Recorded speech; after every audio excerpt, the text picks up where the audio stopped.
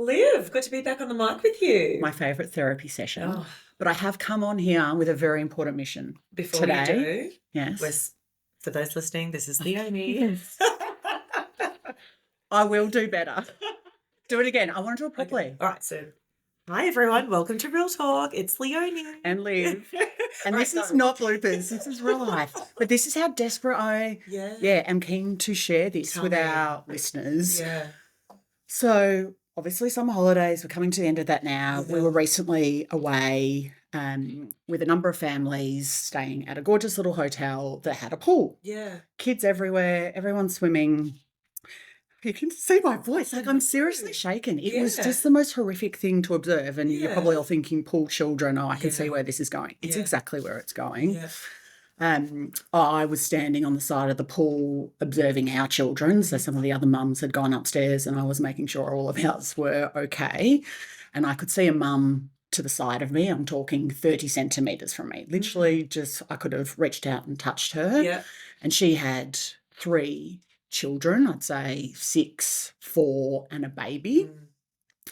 The 6-year-old jumped into the pool, swam off. Yep. 4-year-old was kind of frolicking around and she had the 1-year-old. The 1-year-old is where she was putting all of her energy, as we do as parents. Yep. We focus on the youngest child because they're probably the child that's most likely to come into trouble. Yep. Now, a 4-year-old is typically water safe, right? They've probably had some swimming lessons. Well, what transpired in the space of about 45 seconds was a very near drowning. The mum, focusing on the 1-year-old, was not looking at the 4-year-old. The 4-year-old has just fallen off the step and sunk. Oh. Now, that child was less than a metre from me. I still have, oh my God, I've got goosebumps as you're talking. Like my hand, the hairs are standing up on my arm as I tell this. Yeah. Because it was so confronting that this child was drowning right in front of his mother and me, and we had no idea. It was silent. It was silent. There was no splashing, frolicking. He dropped to the bottom of the pool like a stone. And it just happened that at the right time she noticed, with the baby strapped to her that was kind of still taking all the attention, she jumps in. She's fully clothed, into the pool, pulls him out. The little boy, thankfully, starts crying, is absolutely traumatised. But we were all just in absolute shock. Oh my So, you hear people say that drowning is a silent death, and you hear that you can drown in a bath or small amounts of water, and you hear how quickly it can happen. Holy heck, how quickly and how silently it was, with so many other people around, was absolutely horrific to experience. I'm still feeling it. For that mum, I gave her a cuddle. I was just, because she was distraught. Her husband then came down and she just sat in shock for probably about 20 minutes. The kid thankfully bounced back and was straight into the pool. But she understandably was an absolute mess. So that is my story around, how quickly it can happen, and that, as parents, we do need eyes in the back of our heads. And that child, had some water safety skills, but in that environment, it just, how quickly it happened. So you were looking past that child? I was looking past. My children were at the back of the pool. Literally right in front of me. You can't have eyes everywhere. So you're like, I'm checking. I'm looking at all the children that I'm responsible for. Mum can't have eyes on 3 kids. It's like kinder, when something happens at kinder and you're like, why won't you, there's an incident. You're like, why didn't you look out? Weren't you watching what was going on? Like, you just can't have eyes on all the children at any time. But how we can come up with some sort of process support to do it. But I think of all of it, I thought that there would be splashing. Like, if you drown, I just imagine there'd be like kicking and splashing, and that would draw your attention to a drowning child. I can confirm there's none of that. Wow. Literally none of that. So that is that's my PSA around water safety, swimming lessons for children. Yeah. And adult supervision, which we know to be true, and just letting people know how quickly it can happen, despite a mother's best intention for, all of her babies to be safe in what you would think is a safe environment. 100%. Literally sends got my blood cold. goosebumps as you said that. One thing that we're really big on is that even as Charlie, our 4.5-year-old, nears the pool edge or even goes near, even if, for example, at my parents' house, there's a fence around, like most pools have a fence around them. We will always put his little floaty vest on just because I'm like, what if, so I'm just trying to... It's so interesting. Mode. So, again, Paul, earlier in January when we were on leave, so where we were staying had a little private plunge pool, and Harry, my 4-year-old, his confidence was really growing in the pool. Okay. He too, he loves his floaties. He's got these shark armbands that he wears, and like he's very safe. And he's got his little vest. Yeah. But he had like a brain snap. Yeah. He took them off, and it's like he forgot that he took them off, and he just jumped into the pool. But thankfully, Mark was like, he knows water safety, never go in the pool without an adult, always have your floaties on. He had a brain snap, and you could see, like, the minute he jumped in, thankfully we were there within a second to get him. Yeah. But it was also, that was a reminder in itself too, that kids do really unpredictable things, 100%. and you just got to be there all the time. Yeah. Oh, I'm so glad that precious you brought that babies. to us, right? But yeah, there you go. Water safety message. Yeah, 100%. Well, we're bringing someone else's DM to the front. Well, I love experiences these. to the I front. love that. I think we do. This love is being good for our real little talk. advice. I love podcast helping episodes. people. How can we help this person? What's their So problem? we're talking something that I think will resonate with a fair few people. I know it resonated with us. So this DM came through that said, my best friend's child constantly picks on my child. My bestie's approach is to let them sort it out themselves. My approach is if I see my child being unkind to another child, I'll jump in. How do I navigate this so it doesn't impact our friendship? Wow. Well, this hits me on a couple of levels. Yeah.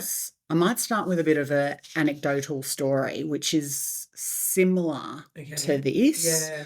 I was chatting with a girl that I don't know. We just crossed paths. She's a new mum.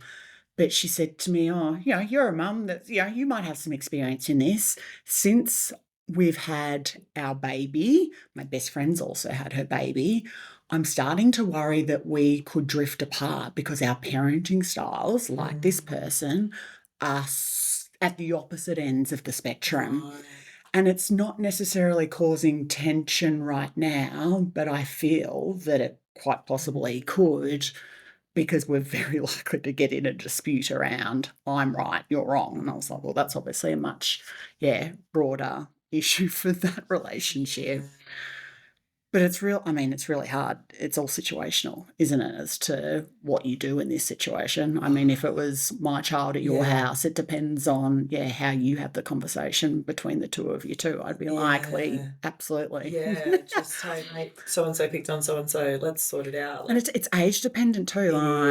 That's probably what I would like to ask this person too. Is the child, if they're 4 or 5, then you might have to get in and intervene, coach, strategize with the children. Yes. If they're 10, which I'm going to suspect it's slightly younger than 10, but, say they're Noah and Tommy's age, 6, soon to be 7. Yeah.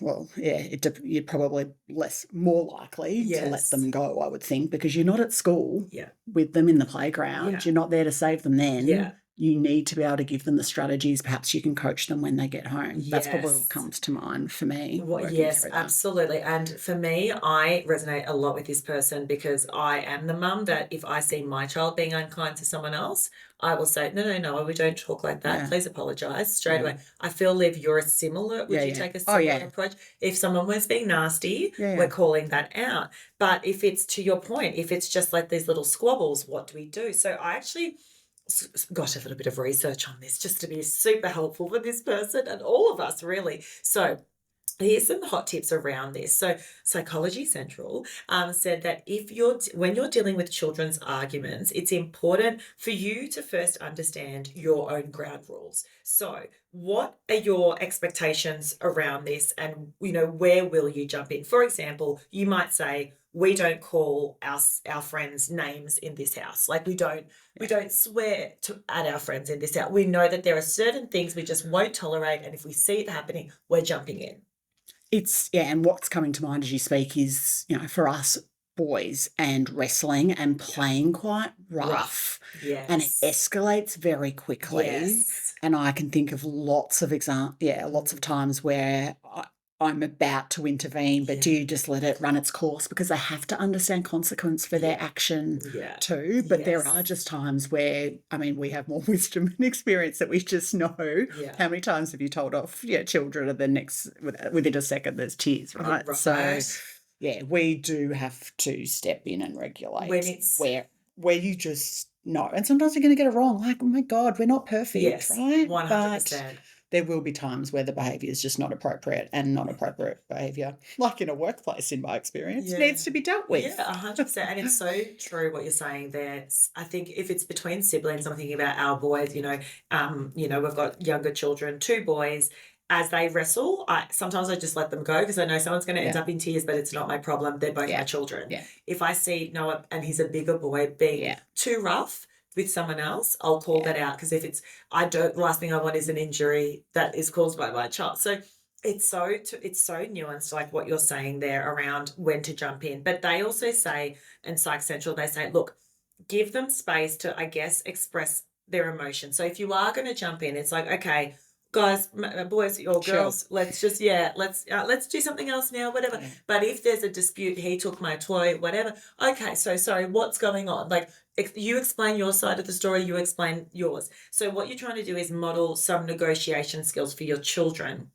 And however, they do say that it's important not to overstep. This is the fine line, because research, they said, suggests that too much parental involvement can be counterproductive. A study was done at a kindergarten, watching kindergarteners cleaning up, playing and learning a new game and discussing a problem, and it found that children had trouble regulating emotions if parents stepped in to offer suggestions or corrections. So it's almost like they couldn't regulate, so it's just like, let them be. Well, we know the best learning is by doing, right? And understanding what happens and coaching them and guiding them through it. And that is absolutely our role as parents. I'm not surprised by that study at all. I think that's really useful for us to just be mindful of when we're observing all of our children. But I really mean that too. Like, we are not at kinder, we are not at daycare with them. All we can do is, teach our children to treat other children and anybody else, animals, in a kind way, right? Yeah. Treat people the way that we would like to be treated, Do you have friends that will, I'm just thinking about like the approach that they might take when they see their child doing something that will like yell at their child, like in front of you, loud voices? I've got friends. I've got the full spectrum of friends. I've got friends who just allow the kids to go. And I can think of an example recently where I brought a whole group of friends together and one of the group kind of said, should we step, the boys were roughhousing. Is the parent going to step in? Should we step in? And I kind of said, look, no, this is very typical behaviour for the group. It's safe. Okay. But the new friend to the group hadn't seen that before, but I could understand why she was feeling that way. Yes. But also, she has boundaries for her child too in, the behaviour that she expects. Yes. So, and then I've got friends who, will step in and be yelling immediately, pull your head in, sharp. We don't do it, whatever it might be. And I'm probably like that too. Yeah.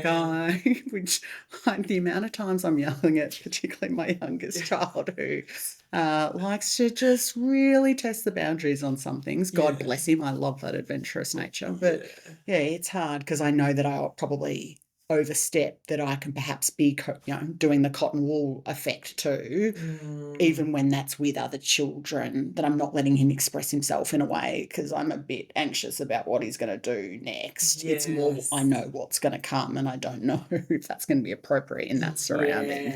But I want him to express himself, like he's just a really vivacious little kid. So it's challenging. You just got to test it in each different circumstance. I reckon it is totally situational. 100%. So to that person who wrote in, if it's your bestie or a really close friend and it is bothering you because you're noticing that that particular person's child is being unkind to my child. Yeah, like that's not cool. It's a conversation. Unkindness. I would say, like, hey, I've just noticed that old mate, your little one's called my little one a ding dong head, and it's upset my little one. So, like, maybe we just try not to use the word ding dong head. But I don't know. How would you approach it? Exactly like that. And I said to the girl who was having, it was keeping her up at night. She was really worried about the relationship with the best friend, that the relationship of 10 years was ending effectively. And I kind of said, that's not something to get up with, give up on. Why don't you just see each other away from your children? Go out for dinner like you used to. If the kids don't get along, leave them at home. If that's an option for you, or just connect on the phone, or, connect at a playground where there might be other children around, where it's just not the two of them. I mean, hers is more about parenting style, but I think the same concept applies. Like, just change the situation. Nothing's going to change unless you change something. But I think you're right. Have a conversation about it and then work out if there's a way around it. And your friends, my best friend's child, like, that is the person you absolutely should be able to have a conversation with. I get it's hard to navigate because all of our babies are perfect, right?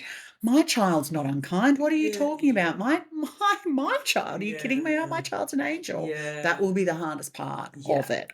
But it's just describing the behavior. It's like with anything. Describe the behavior, describe the impact, and then coach your child through it. Yes, and have your examples ready, perhaps, because for those difficult conversations, if you're too surface level, it could be very unproductive, because that other person may feel like you're just attacking them. Well, if you could catch it real time, like, I'm just imagining it playing out in front of, like if Tommy was having a go at Noah, you might say to me, oh, Liv, I can see that, Noah's a bit upset about, and, that would snap me into, if you can catch it real time. But these things are easier said than done. But, absolutely. Never an easy answer, but we hope we've helped you. Thank you so much for that DM. And keep them coming, everyone. We love hearing from you all.